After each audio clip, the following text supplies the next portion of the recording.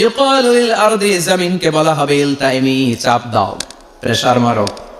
ফাতাখতালিফা আদলাউহু, দেহের এই পাঁজরগুলো, ডান দিকের পাঁজর বাম দিকে যাবে, বাম দিকের পাঁজর ডান দিকে আসবে, পুরো দেহটা পাউডার হয়ে যাবে।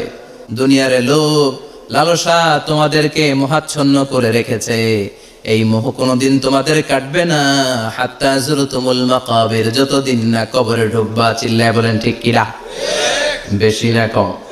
এজন্য বিশ্বনবী বলতেন আল কবর, কবর হয়তো কারো জন্য জান্নাতের বাগান, কিংবা কারো জন্য জাহান্নামের গর্ত। আমরা আল্লাহর কাছে দোয়া করি, আল্লাহ আমাদের সকলের কবর গুলোর জান্নাতের বাগান বানিয়ে দাও।